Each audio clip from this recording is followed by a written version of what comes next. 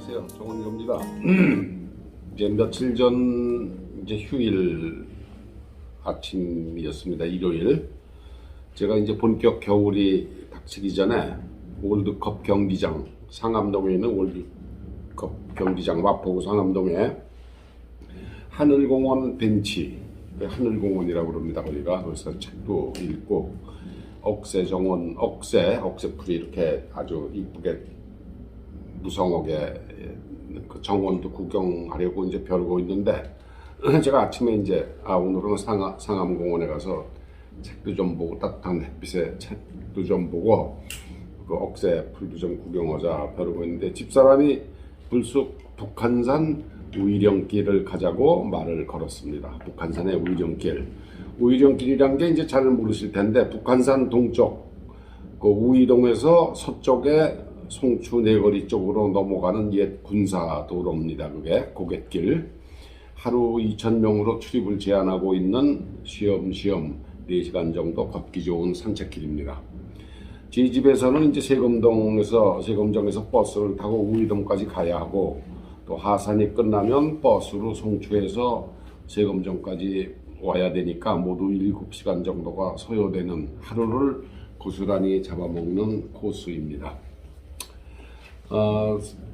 집사람이 이제 상암동 우이령길을 가자고 해서 제가 하늘공원 생각에 빠져있던 제가 부지불식간에 당신하고 같이 가면 괜히 말싸움이나 할 테니까 각자 가지 그래 버렸습니다. 저도 모르게. 솔직히 그게 제 본심이기도 했지만 이게 이제 생각 없이 출삭되는 발언이죠.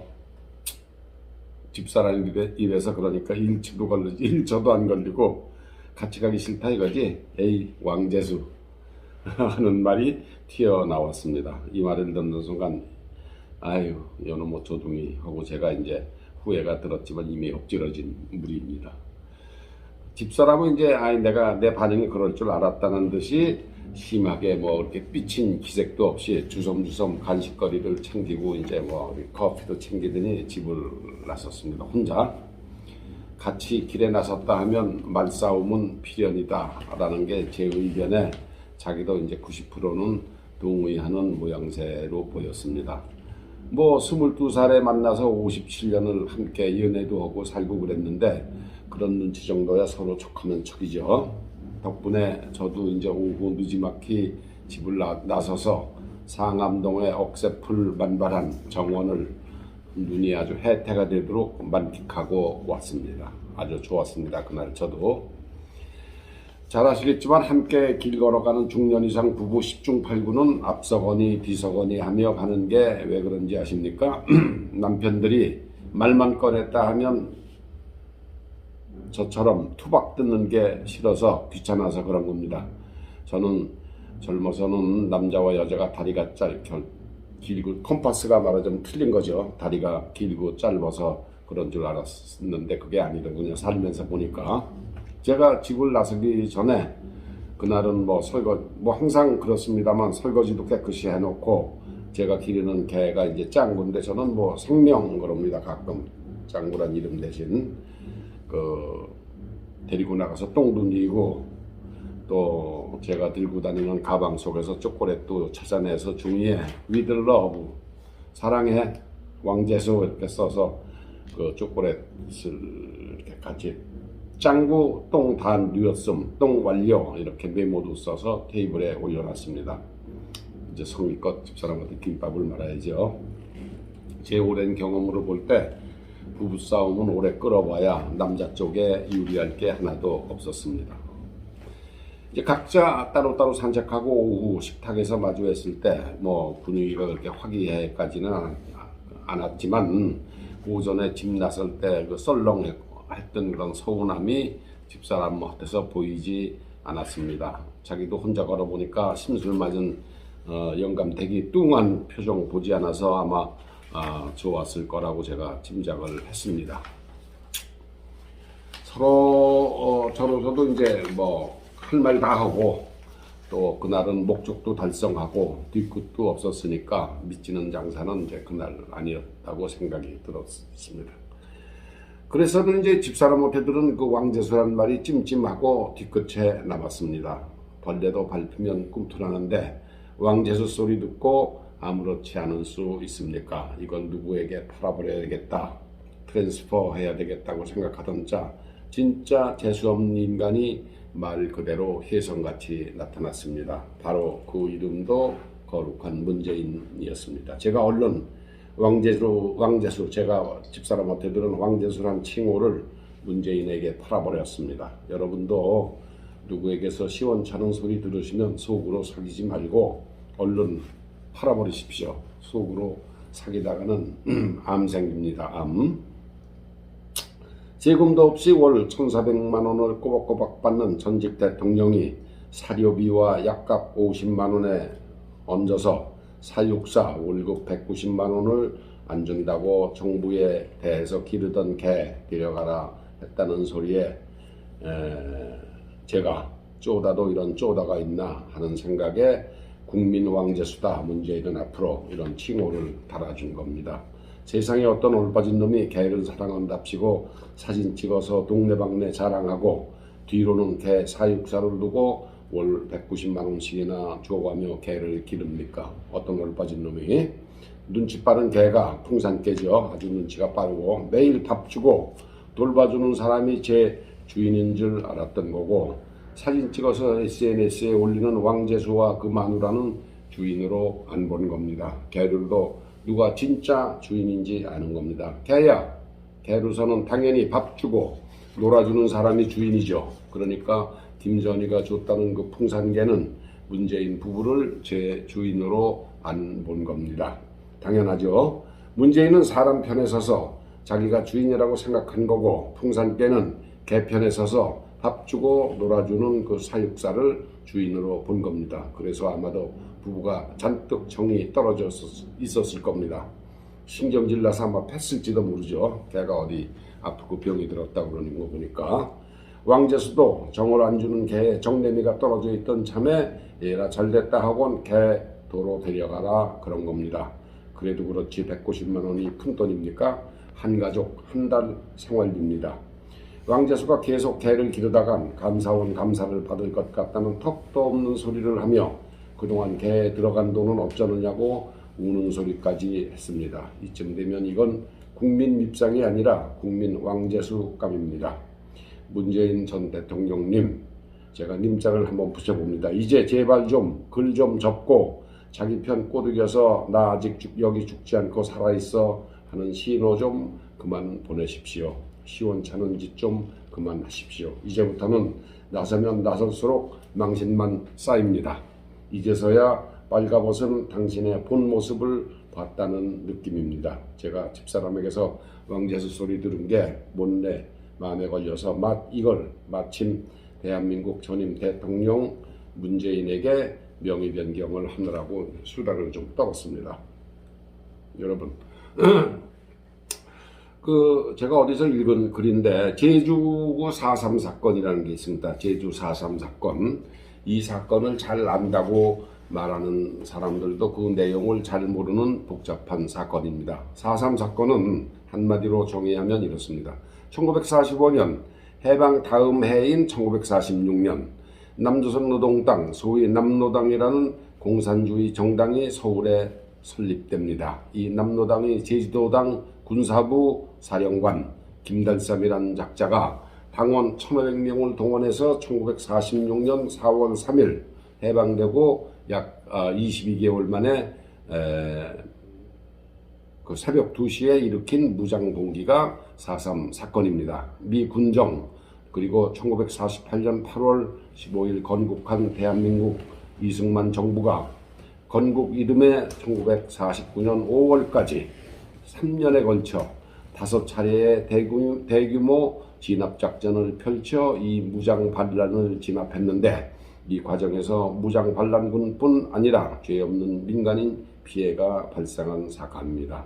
제주도민 28만 명, 그 당시 중 약 3만 명이 목숨을 잃었고 전체 마을의 77%가 훼손됐고 약 10만 명의 이재민이 발생했습니다. 좌파 단체들은 모든 책임이 미군과 이승만 정부에 있다고 주장하고 있습니다. 이것이 제주 4.3 사건의 개요이고 실체입니다. 4.3 사건이란 남로당이 대한민국 정부 수립을 방해할 목적으로 일으킨 사건입니다. 남로당 반란이라고 하면 좌파들은 4.3 사건을 깎아내리는 발언이라고 항의합니다. 무장봉기를 진압하는 과정에서 반란군에 동조하거나 도운 사람들이 있을 수밖에 없고 다 뭐 자기 친척들이니까 이들을 추려내는 과정에서 무고한 사람이 희생된 것도 사실입니다. 당시 주민들은 밤에는 들이닥치는 반란 공비 때문에 또 낮에는 토벌하는 군경 때문에 곤경을 걷고 목숨을 잃었습니다. 무고한 생명의 희생은 어느 일방에 의해서 일어나지 않았지만 문재인 정권은 4.3 사건이 마치 미군과 정부에 의해 자행된 만행이라는 좌파의 주장만을 부각시키기에 여념이 없었습니다. 그 시대를 살았고 기억하던 사람 중 가장 젊다고 해봤자 지금 80을 훌쩍 넘어 80 중반에 접어드는 사람들입니다. 1944년 12월 14일 태어나서 한 달 후 제가 지금부터 한 달 후면은 78세 생일을 맞는 제가 김달삼이 반란을 일으킨 1946년 4월에 겨우 1년 4개월 된 애기였었습니다. 그때 사셨던 분들은 4.3 사건에 대해 모두 조용조용한데 그때 살지 않았던 사람들의 말은 거칠고 포악합니다. 왜 그렇습니까? 그때 살았던 사람들은 진심을 말하기 때문에 굳이 큰 소리를 낼 필요가 없지만 사태를 모르는 사람들, 그 중에서도 자유민주주의가 아닌 다른 이념을 믿는 사람들은 억지를 쓰려니 목소리가 큰 것입니다. 목소리 큰 놈이 이긴다고 그러잖아요.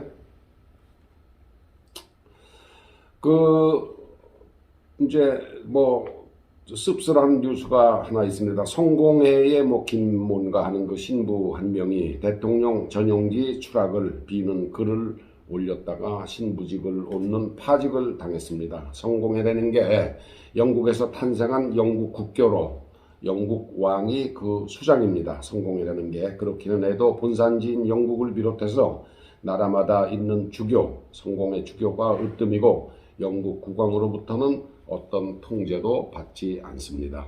한국의 성공회는 김성동과 그 한국의 성공회 주교가 왕입니다. 성공회에서 영국 국왕은 말 그대로 실권 없이 폼만 잡습니다. 로마 교황의 가르침이나 가이드라인을 따르는 천주교, 가톨릭이라고 그러죠.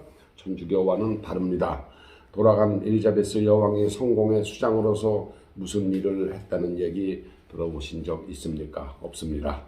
영국 성공회는 탄생할 당시에 이게 1550년대 중반에 탄생했는데 그로부터 약 150년, 1700년까지는 왕권으로부터 독립한 독실한 종교로서 그 빼고는 그 150년만 영국 왕의 통제를 받았고 1700년 이후에는 왕권으로부터 독립한 독실한 종교로서 역할을 하고 있습니다. 1550년 당시 그 헤들리 8세가 부인을 버리고 좋아하는 여자와 재혼을 하려고 하는데 로마의 교황이 가톨릭 교리상 이혼은 안 된다 하니까 교황청과 시비 끝에 아예 영국의 가톨릭 즉 성공회라는 것을 만들었습니다. 그것이 오늘날 성공회입니다. 가톨릭을 로만 가톨릭, 로마의 가톨릭이라고 하는데 성공회는 처치 오브 잉글랜드라고 합니다. 영국 교회. 성공회 신자는 앵글리칸이라고 합니다. 앵글리칸. 그래서 왜 그 미국의 앵글리칸, 화이트 이게 이제 그 미국을 구성하고 있는 3대 민족이라고 그러지 않습니까? 하여튼 성공회 신자를 앵글리칸이라고 합니다. 그 천일의 앤인가 하는 그 영화가 있지 않습니까? 그게 아마 이 이야기를 다룬 영화일 겁니다. 천일의 앤. 성공회 신부는 결혼도 합니다. 이것 빼고 외관상 성공회와 천주교는 구분이 잘 안 됩니다. 제가 10년 전 들은 이제 실화를 하나 말씀을 드릴게요. 뉴욕의 부임원 천주교 신자 외교관 한 분이 열심히 천주교 성당을 다녔습니다. 한참 후 어찌어찌 알고 보니 1년쯤 지나고 알고 보니까 그 교회가 성공회 교회였다는 걸 알았답니다. 이렇게 성공회는 가톨릭과 언뜻 구분이 안 될 만큼 미사 전례나 이런 것이 똑같다고 합니다. 성공의 수녀는 가톨릭처럼 독신이라고 합니다. 그래서 그런지 가톨릭 천주교의 대전교구의 박 무슨 신부란 녀석도 대통령 전용기 추락을 비는 글을 썼다고 합니다. 전지전능한 하느님께 죄 없는 사람이 죽기를 빌었습니다. 둘 다 웃기는 놈들입니다. 신부라고 해서 모두 보통 사람들을 뛰어넘는 높은 윤리의식을 가질 수는 없겠죠. 그래도 이 세상을 창조했다는 창조주 하느님을 입에 달고 사는 사람들이 신부 아닙니까? 그 아들 예수를 입에 달고 사는 사람들이 아닙니까?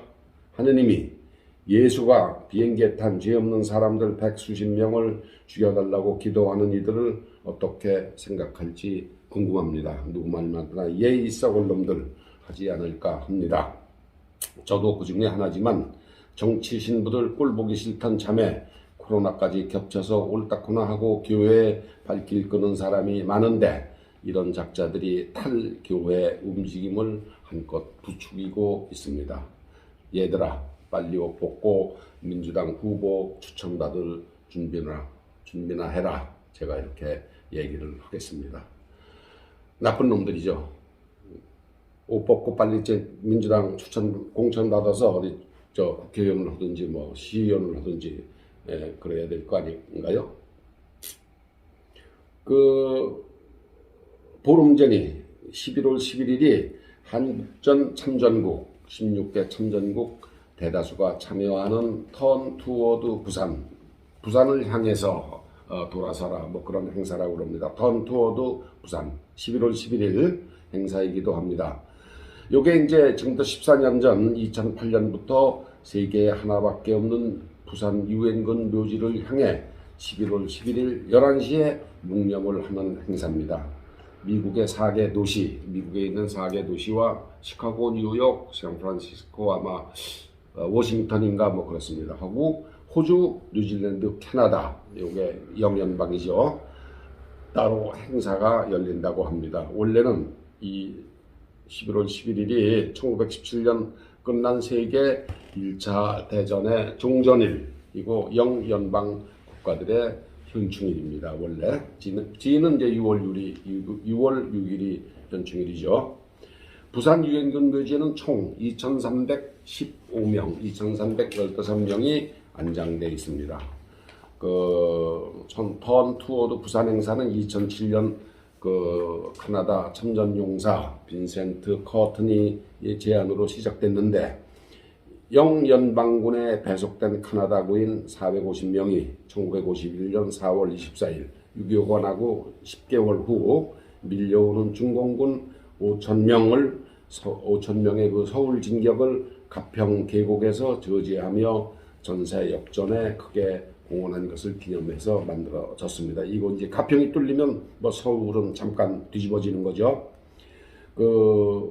한동안 국제사회에서 6.25는 이친전쟁이었습니다. 미국 고등학교 교과서에서조차 이 전쟁을 소개하는 내용이 고작 5문단에 불과했다고 합니다. 외국의 참전용사 가운데는 죽은 후 부산에 묻어달라는 유언을 남긴 사람도 2015년 이후 14명이나 있습니다.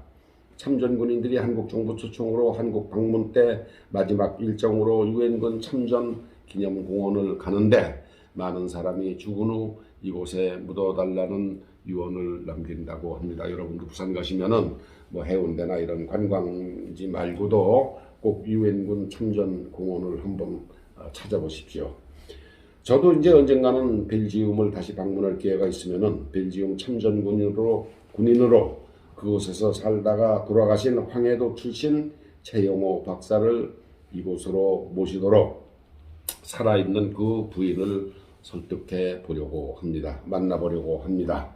대통령 전용기 떨어지길 바라는 신부들 저주에서 그런 저주에 동조하고 귀 기울이지 마시고 제가 최영호 박사 벨지움 군인으로 참전했다가 그쪽에 돌아가서 묻혀 계신 최영호 박사를 유엔군 묘지에 다시 모셔오도록 그 부인을 설득하고 한국 정부의 승인을 받는 그게 성공하도록 제 기도를 제 기도가 바람이 이루어질수록 기도해 주십시오. 여러분 감사합니다.